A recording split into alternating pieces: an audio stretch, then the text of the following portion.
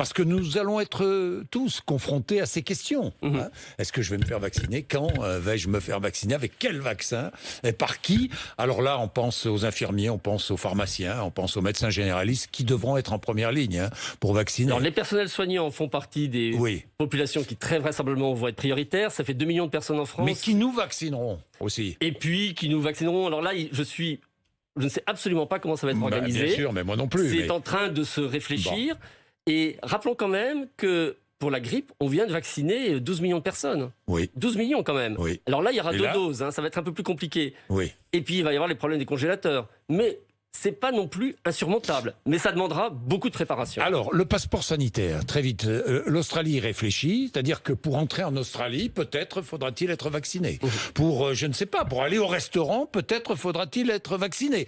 Pour voyager dans le monde, peut-être faudra-t-il être vacciné. Vous êtes favorable à ces passeports sanitaires? Non, je ne suis pas favorable. L'Australie est dans une situation très particulière. C'est une île, ils ont réussi à complètement éliminer la circulation du virus. Et ils veulent s'en protéger au maximum. J'y suis pas favorable parce que, 1, ça va être très compliqué. 2, vous allez avoir des faux passeports sanitaires qui vont se créer à gauche et à droite. 3, on crée un précédent qui est quand même grave parce que on est en train de se dire, d'accord, passeport sanitaire pour la Covid, mais pourquoi pas passeport sanitaire pour le VIH, pourquoi pas passeport sanitaire pour etc., etc. Vous voyez un peu le précédent qu'on est en train de créer. Donc, à titre personnel, j'y suis pas favorable. Et à titre personnel, on sait pas encore. Personnel, bon. Pas encore. Et puis j'ai une dernière question sur l'isolement. Sur l'isolement des personnes qui ont contracté le virus, qui sont infectées.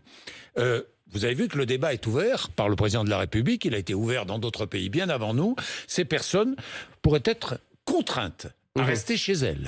Et si elles sortent, amende. Vous êtes favorable aussi? Est-ce qu'il faut les contraindre? Il y a des pays qui l'ont fait. Mais oui, bien sûr. Et même des pays proches de nous. Bien en sûr, Italie, bien sûr, en Espagne, bien sûr. Voilà, tout à fait. Alors, l'isolement, c'est extrêmement important. Là où jusqu'à présent, dans la maîtrise de cette épidémie, on a échoué, c'est l'isolement. On n'a aucun indicateur pour nous dire si les personnes s'isolent aujourd'hui. Or, c'est capital dans le contrôle d'une épidémie.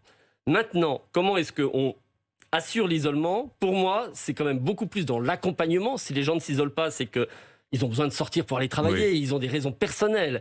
Et c'est ça qu'il faut vraiment traiter de façon urgente, de rendre l'isolement possible pour ces personnes, plutôt que le contraindre par l'interdiction, parce que ce qui va se passer... pas favorable aux amendes. Non, mais ce qui va se passer très simplement, c'est que si vous savez que vous êtes positif et que du coup c'est un isolement obligatoire avec des amendes, eh ben vous n'irez pas vous faire tester quand vous avez des symptômes. Donc vous n'y êtes pas favorable? Je pense que c'est un mauvais calcul, parce que les gens qui auront des symptômes n'iront pas se faire tester s'ils savent que derrière, à la clé, il y a un isolement obligatoire.